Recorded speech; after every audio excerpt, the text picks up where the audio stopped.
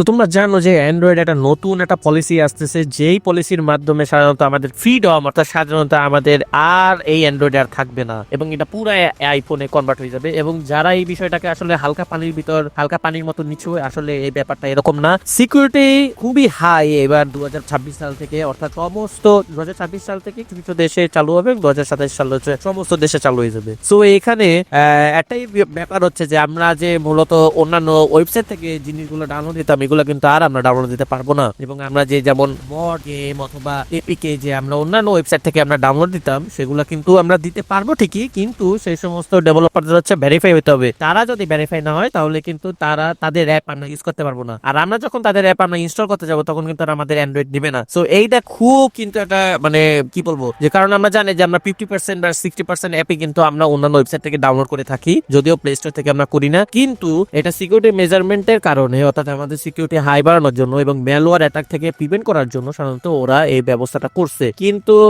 এতে আমাদের আসলে ফ্রিডম এবং কাস্টমাইজেশন এগুলো সমস্ত কিছু হয়ে যাবে। তো তাদের মতে হচ্ছে সাধারণত আনঅফিশিয়াল ফোন যেগুলো আছে সেগুলো হচ্ছে এবং কাস্টম বিল্ড যে রংগুলো আছে এগুলোতে কিন্তু সাধারণত এই সিকিউরিটি মেজারমেন্টটা হবে না, অর্থাৎ তাদের যে পলিসি সেটা হচ্ছে অ্যান্ড্রয়েড ডেভেলপার ভেরিফিকেশন, এটা হবে না। কিন্তু আমাদের যে অফিসিয়াল ফোন আছে ভিভো, শাওমি, ওয়ালটন এবং যা যা অন্যান্য যত অফিসিয়াল স্টোর আছে ওগুলাতে কিন্তু আপডেটের মাধ্যমে কিন্তু এই সিকিউরিটিটা আসবে এবং যখনই তোমরা কোনো অ্যাপ ইনস্টল করতে যাবে তখন কিন্তু তোমরা ব্লক হবে। সুতরাং এটা খুবই খুবই মানে আমার কাছে কেমন যেন লাগছে যে স্বাভাবিক যে আমরা অনেক প্রিমিয়াম গেম আছে স্বাভাবিক, ওগুলো তো হয়তো আমরা অনেক সময় ফ্রিতে পাই অন্যান্য ওয়েবসাইটে, কিন্তু আমরা কিন্তু এটা পাবো না। তো এইটা কিন্তু সবচেয়ে একটা রেস্ট্রিকশন হয়ে যাবে অ্যান্ড্রয়েডের জন্য। তো তোমরা প্রস্তুত থাকো, যদি তোমরা চাও যে তোমরা চাইনিজ ফোন ইউজ করবা আগামী 1 বছর বা 2 বছর পর, দেন তোমরা প্রস্তুত থাকো, কারণ এটাই আসলে হইতে যাইতেছে। এবং এই খবর আসলে ফেক নিউজ না, এইটা কিন্তু আসলে অফিসিয়াল নিউজ, ঠিক আছে? এটা হচ্ছে